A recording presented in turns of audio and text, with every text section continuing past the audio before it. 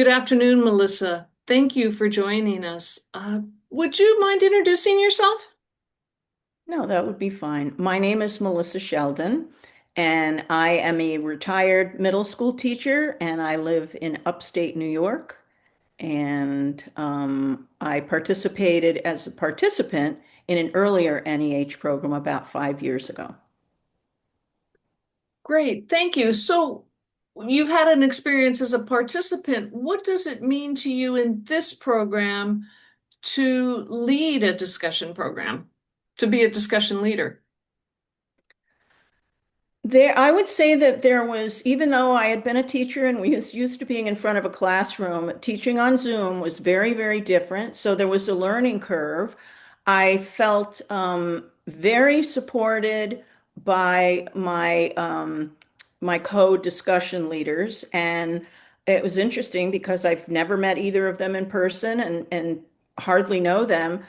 But with our common mission, I feel like we coalesced pretty quickly and learned how to support each other.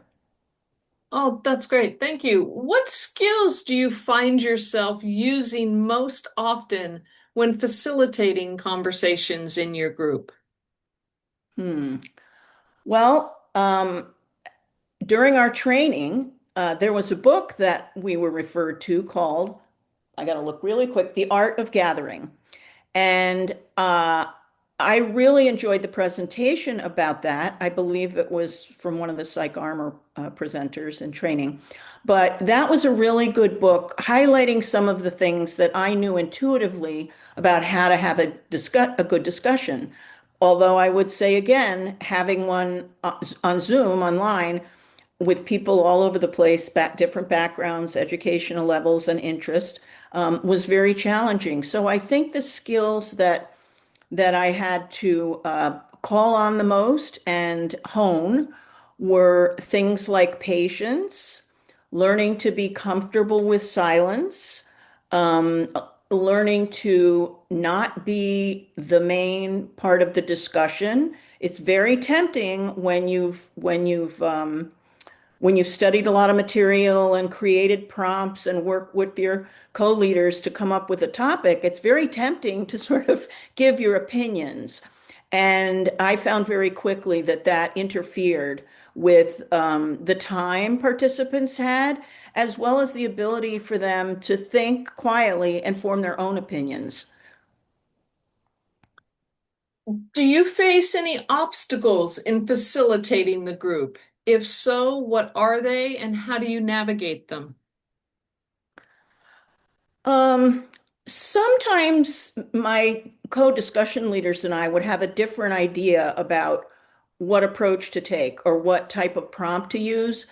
And so, in our planning time in between sessions, I feel like we worked really hard on respecting each other, but coming to terms with going back to the original theme of the class, which was memory and trauma, and trying to tease out how well the prompts we were working on fit. So it was a lot of collaborative work, and yeah, I think patience and also just learning how to keep your mouth shut. Which, when you're teaching, is a challenge because we're sort of teaching, but we're not really. We're not. I had to keep taking that hat off and just say, I'm here to facilitate. I have a responsibility to ask good questions, to guide the conversation if it goes off the rails, to bring it back, um, um, to react to personal or traumatic stories appropriately. But again, then just step back and let the organic conversation flow. Though you might have answered this next question already, but how do you help create space where people feel able to speak honestly, listen closely, and sit with difficult material? I think every time is a challenge, and I think that's one of the things that's exciting because um, every single time there you have a different prompt, even though there's an overarching theme. You have a different prompt. and you never know who's going to speak up. But sometimes, even when you're right on task, someone will share a veteran, for example, will share a particularly difficult, maybe difficult for them to speak, difficult for us to hear as civilians, story that's very profound. And I learned, I mean, I've been studying this topic for a number of years, but I think learning how to accept that story. And I would say that I could generalize that to all of the stories that came out, but that's just a real good example of how to just let it sit there with the group, reassure or thank the person for sharing. There were occasionally I would thank the whole group every few weeks and just say thanks for, your bravery. Thanks all of you for putting yourself out there because we don't have a program without their engagement. That I think is absolutely true, obviously. And that segues into the next question. What role do group mentors play in helping you to lead discussions? Well, we had Susan Dixon and also I would say Lorna Zern as mentors. I guess we also had Duncan Campbell, the historian.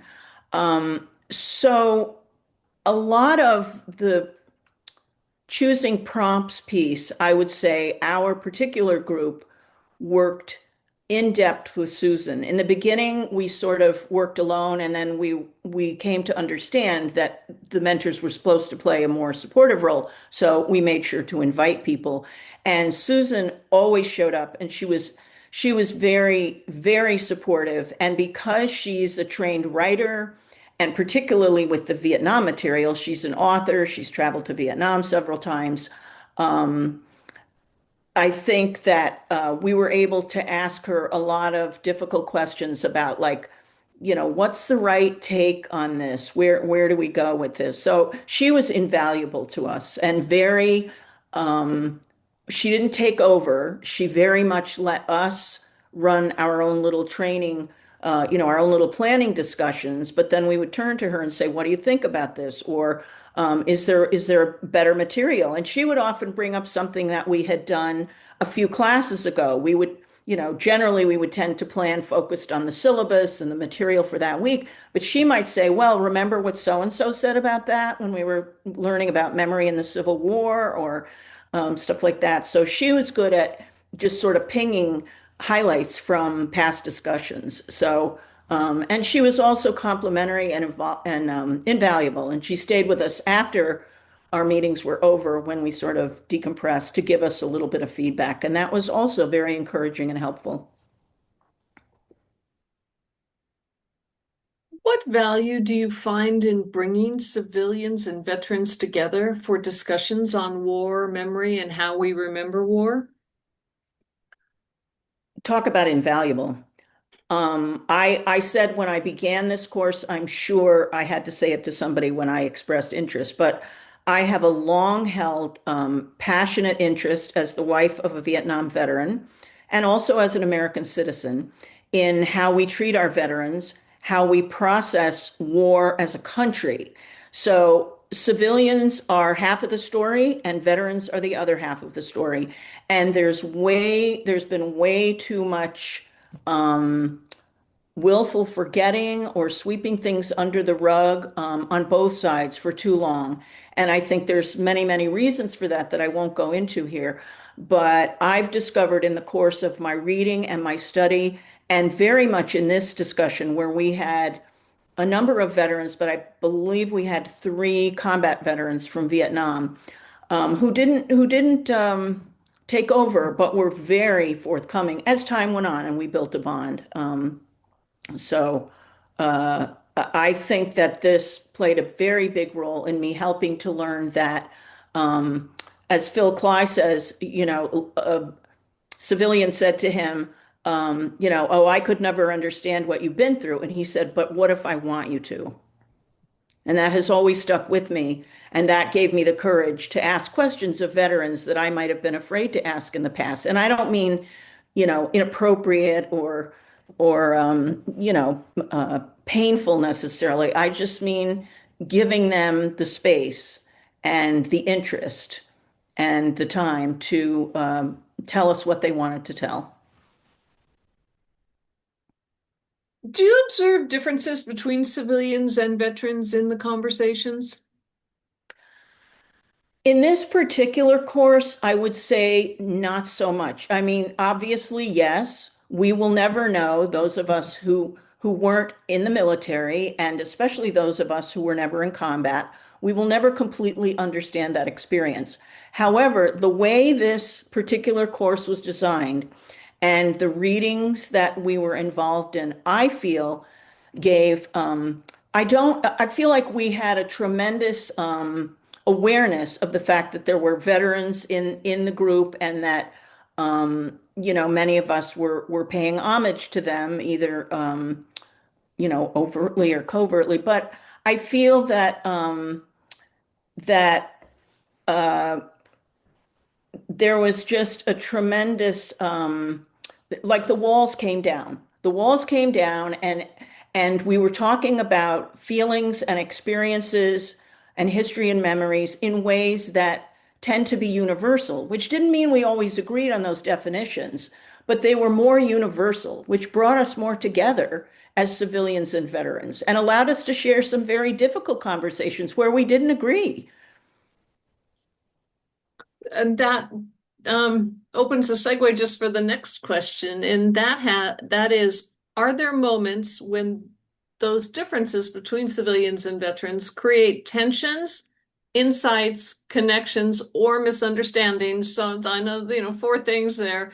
And if there are, can you explain and how you've handled those moments as a discussion leader? Yes, I would have to say that there's a certain amount of common sense and compassion involved, but I think that the most valuable piece for me was the psych armor training.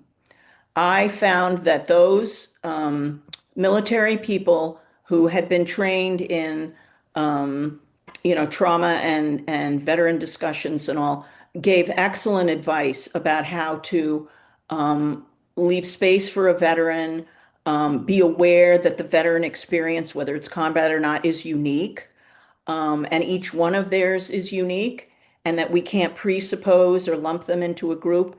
I think that there were times when discussions came up, and I think that as discussion leaders, we were very careful to keep an ear out for when either one of our colleagues, but very often another participant, might say something that was political or could offend somebody. And we were very much attuned to not letting that happen. And so we if we were aware of it, we might speak up and bring everybody back to the fact that we're not here to litigate wars. We're here to discuss memory, like that, for example.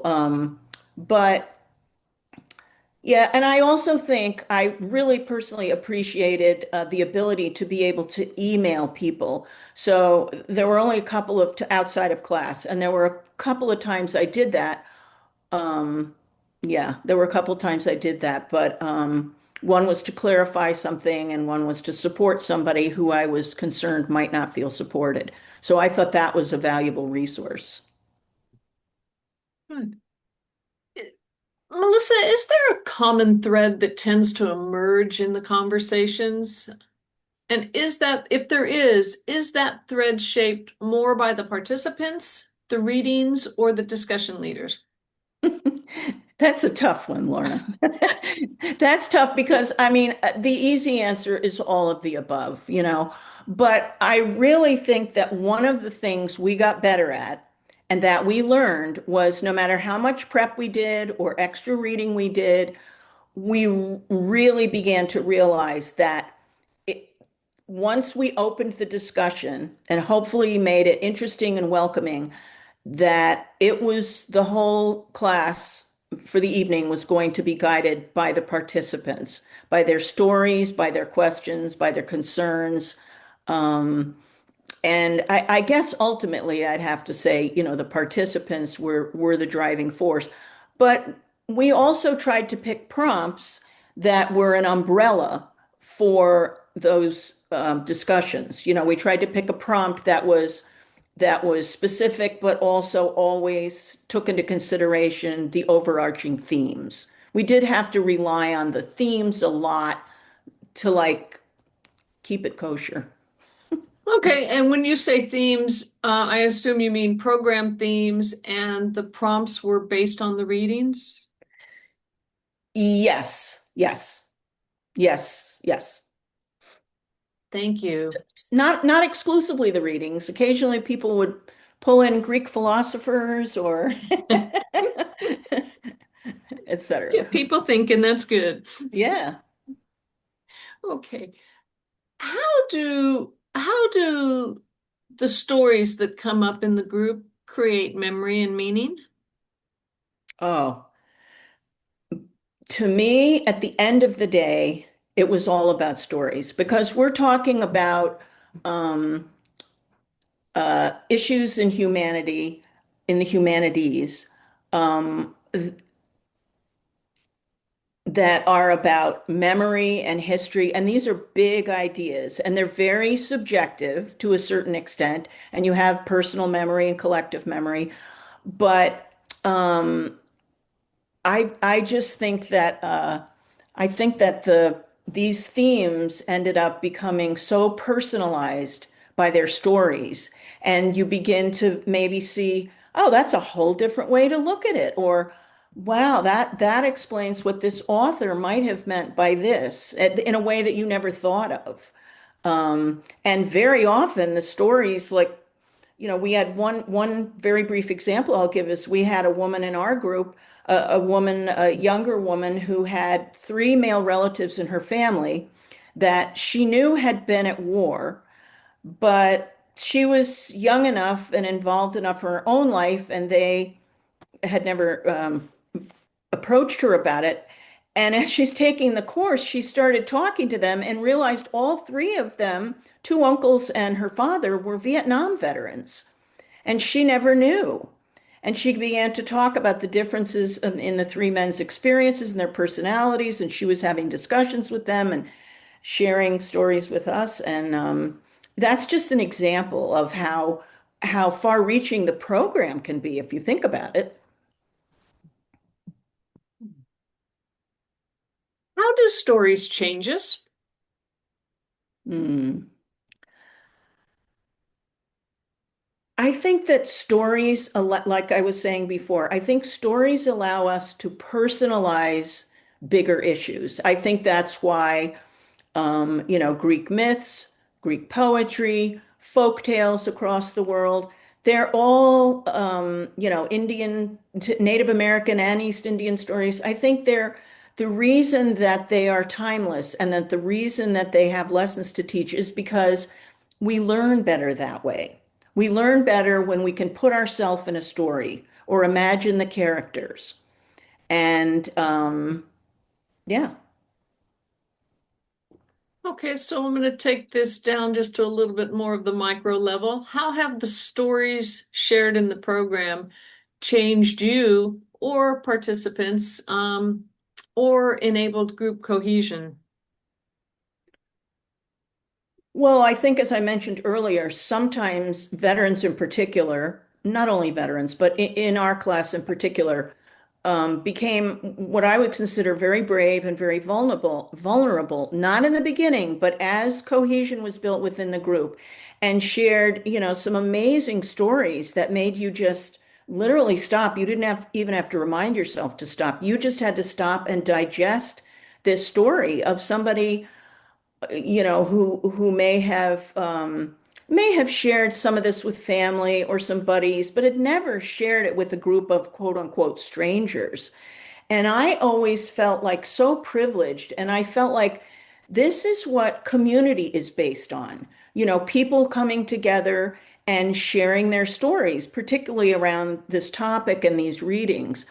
But when people opened up and told stories about their immigrant experience, their own personal immigrant experience, or about their memories and how they changed, I learned so much by listening to the stories. It was the stories that changed me in a way that opened me up, reminded me that there's never one story of immigration or memory or anything like that. Those are all composed of lots and lots of stories. Think of World War II, which is not something that we studied, but or let's go to the Civil War. We learned so much about things that I didn't know, and some of that was reading stories from the Civil War. The stories of regular people, not just generals, and the same with Vietnam, learning about the stories of the Vietnamese in particular, which is something I had never had access to before. And I learned so much about Vietnam and the American War, et cetera, through their stories. And so you may have just answered this next question, so forgive me, but it's what role do the project readings play in helping participants access, understand, or reframe their own experience? I would say, to be honest, some were better than others. I felt I'm trained as an academic, so I can defend the academy, but I did feel at times that some of the focus on academics in particularly in the Civil War part left too much out.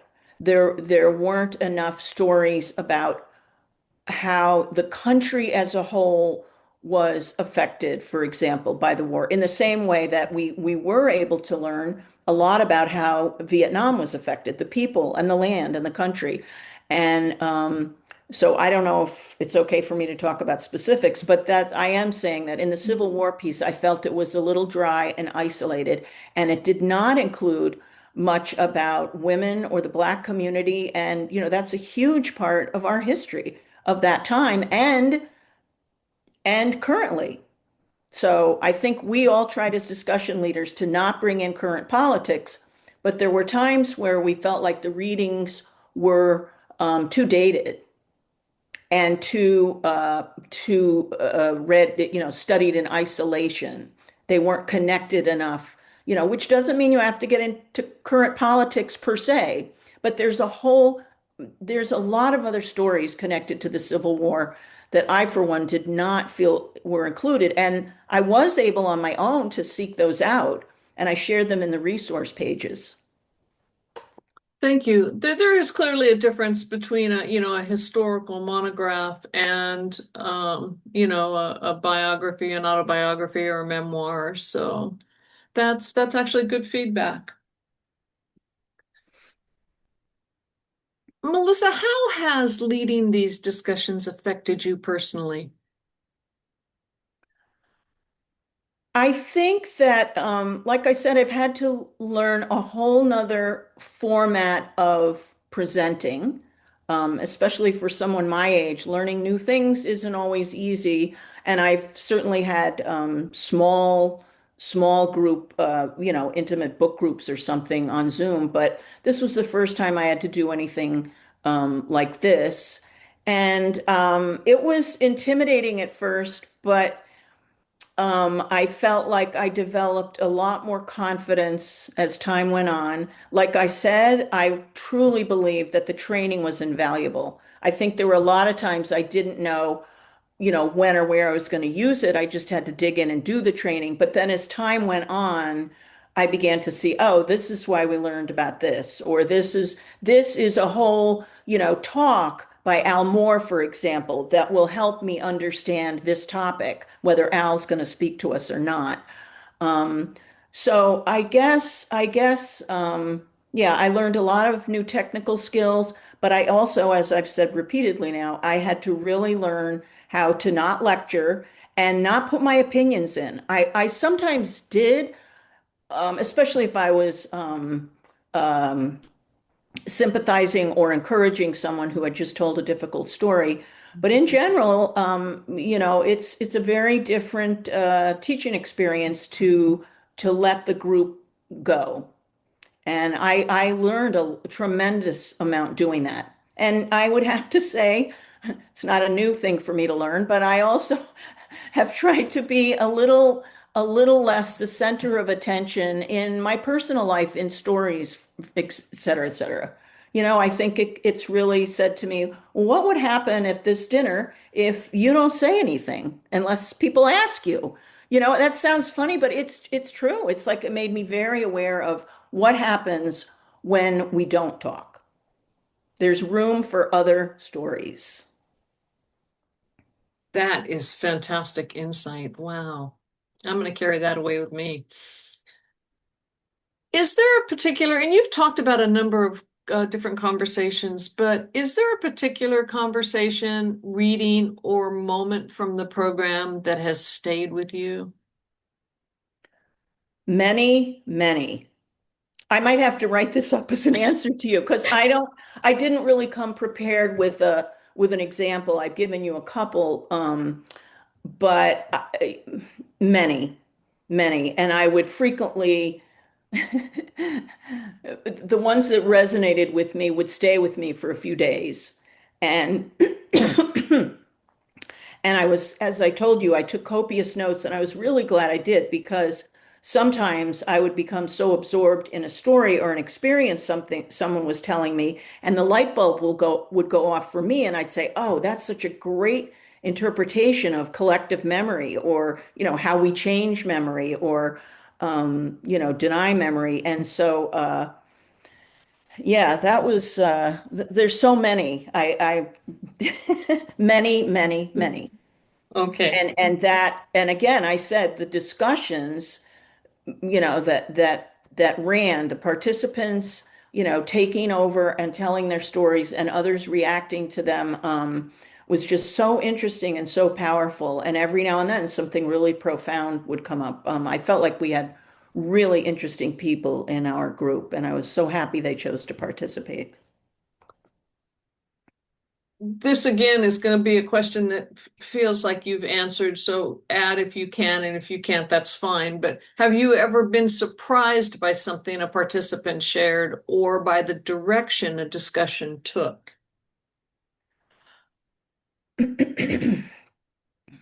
Let's see. Yes, of course. Um, oh boy, I'm just not going to be good at giving an example right now, but yes, definitely. Even if we were on the topic of war and memory, when a veteran chose to share an experience, particularly not just of the war experience, but what their experience was coming home and then functioning like Al Moore did for a number of years in a career, and then being hit with the consequences of war. That to me was very powerful. And again, as the wife of a Vietnam veteran, I have some experience with that, but it also gave me tremendous insight into the veterans that I try very hard to be available to. So I really think that was profound. I don't know if surprising is the right word. There were occasional surprises when somebody who hadn't spoken before said something just so amazing, and that reminded me that you never know who's listening or what's going through their mind. We were in our training, we were talked about how to draw on reluctant people, how to let people sit, but sometimes after we were doing our after talk, we would say, "Gosh, so and so never says anything," and then out of the blue, the next week that person would say something just so great, and you were like, you have to remember, just like when you're teaching a classroom, like you're speaking to everybody, and you don't know what they're taking in. You have to remember to include everyone in your thoughts and just leave space for it. And there might come up a topic where that person is like, oh, I can relate to this and I have a story. Has this program changed the way you think about War, memory, service, grief, or community? Again, I know there's a lot thrown in there, but Well, I would have to say yes. However, I have been in a writing group for almost 8 years that centers around with a very small group that was supposed to last 6 weeks, and we're now going on 8 years. That whose focus is civilians and veterans initially, but that has led us into talking about citizenship, the founding documents of America, life, death, personal stories. But we always try to keep as our overarching theme civilians and veterans. And then we branch out from that because, like I said before, there's more community in what we have in common than what separates us. So, but I already have a lot of experience in that. And I would definitely say that this enriched and expanded the groundwork that I've already done on that. great. What have you learned from participants that you might not have learned anywhere else? Hmm, that's a good question. Um, it's interesting because we get little bios about the people, but we don't, these are faces on a screen, so we don't necessarily know where they're coming from. But over time, I think that I'm sorry, Lorna, what was the question about surprises? What have you learned from the participants Oh. that you might not have learned anywhere else? Yeah. The stories that, again, are very individual, but they're often addressing a theme. The participant is purposely addressing a theme as it relates to their life. And, those personal stories, and, I could throw out 10 names right now of people in my group who I have heard fascinating stories from that I would have never heard anywhere else. And I think that I'm not a shy person, so I say hi to strangers and stuff and have some interesting conversations. But I feel this, particularly at this time in America, after the pandemic, and there's so much turmoil and changes in the United States. I feel that people are often starved for community. And I feel that this course for me ended up being like a community was created. In fact, that's why some of the discussion leaders are offering, follow-up opportunities for people who still want to gather and speak. So I think it was a very valuable community experience. Have the discussions changed the way you listen to people's stories outside the program? And you might have actually already answered this I think question. I did. I've always loved stories, so I'm always like, "Oh, tell me." But like I said, I think your opinions are important, but maybe not as important as what you're listening to. And I think if you just remember that, you listen a little bit differently. You're like, you're not rushing to give your take on it. And the person might be receptive to that and polite about it. But I've learned that if you simply wait and try to see where they're coming from, what they're sharing, and why, then you can still engage with them, but you're much more likely to make that person speaking the center of their own story and not dilute it with your opinions and your own. I mean, there is a place in a class like this where it's important to respond and compare, but the listening piece was really big for me.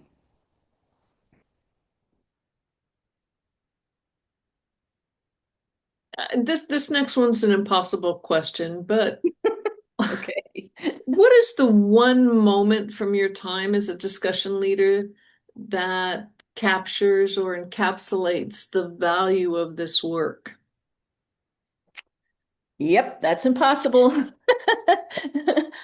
Um, I pulled out a couple like, veterans talking about how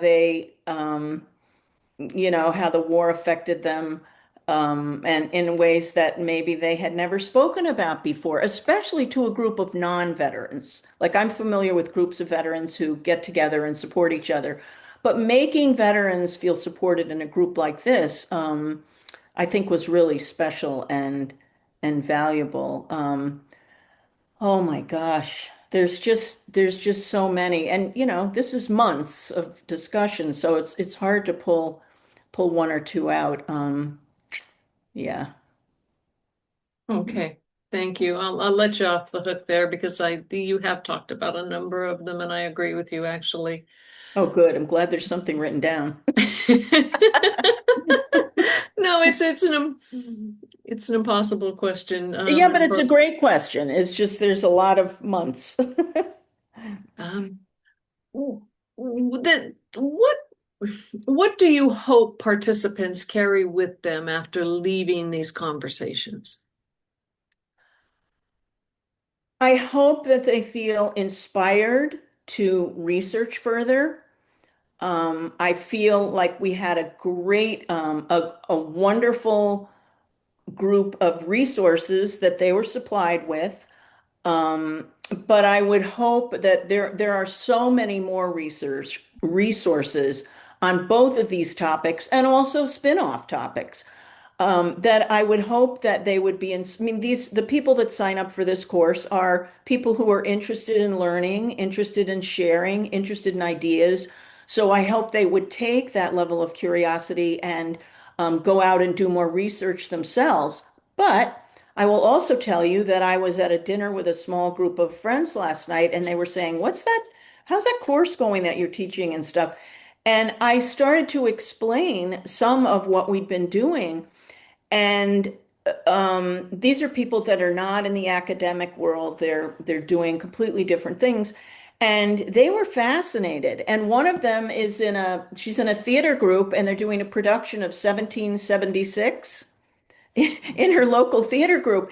And we were discussing all these, the history of the Constitution and everything. And they were saying, "Oh, can you send us some of the books that you guys used in the course and some of the stuff about memory?" And so they were fascinated and very interested in what had been going on. And I had a couple people ask way after we had started, "Oh, can I sign up for that?"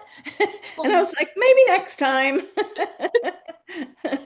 oh, I love and hate hearing that because I wish we could run it all over I know, again, and I I would do know. it tomorrow in a heartbeat. But if you think of it, Lorna, as like a pebble in the water, Yes, like the best things are, yes. then the ripples go out. And yeah. And my children, my grown children are very, very interested and have already taken home some of the books. And so, yeah, I think it's very valuable.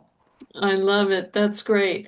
And that really was the last question, but we had this other question that came up a couple of times in your answers, and that has to do with, and I just want to know if you want to say anything else about it at this moment. How did the discussion leader training, that preparatory workshop, the 32 hours over 2 weekends, support your ability to lead discussions? Why was that important to do? First of all, kudos to whoever designed that, the group of you that designed those particular readings, the speakers, and the presentations. I thought it was very good. There was, I'm very interested in history and all of these topics, memory and war and how we're experiencing war today as a country. So I thought that the things that we were assigned were the majority of them were new to me.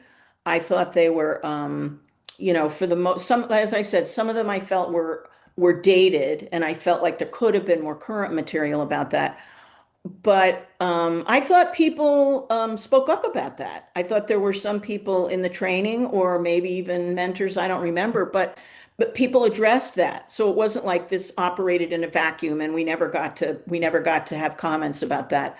But I thought of the training as it was pretty intense, but I thought it was very dynamic. And some of I mean, Al Moore comes to mind. I thought his presentation was fantastic. And yeah, if I had the list of the training in front of me, but I went back to my training notes a few times just to get, like, okay, the readings aren't doing it for me, like in helping me come up with a prompt. Let me go back to some of the ways we did that in our training. Um, and some of the people in the training have had a lot of experience, not just in front of a classroom, but in leading discussions. Kevin and Susan have a lot of experience in leading writing groups. And I thought that was particularly invaluable because I use them very often as a model for how to present a prompt and how long to wait and things like that. And the psych armor training I thought was terrific. And I was surprised at that because frankly, I thought the title was a little off-putting and I wasn't sure where I was going to head with that. But I thought I forgot her name, Dr. Uh, the woman who presented for Psych Armor. I thought she was great. I thought she was a great presenter. I thought the material was great. And then I enjoyed the actual training course. And I liked that it was taught, the videos we had to watch were taught by non-professionals. So these were veterans explaining, their program and what they wanted us to know about veterans. And I really liked that. I took that to heart. And I kept that in mind with all the veterans I was working with always. Great. Thank you. Melissa, I really appreciate the time that you've given us this afternoon to share your self-reflections with us. It's invaluable for the program, for me as someone who puts programs together, and just want to say how much I appreciate everything you've given to this program over the last 8 months. And we know how much work it is. So thank you. Thank you, Lorna. I really appreciate being part of the experience, and I think I've told you that. Yeah, I good. would recommend people becoming discussion leaders. Okay, You great. you have only things to gain. That's wonderful. Thank you, Melissa. Thank you.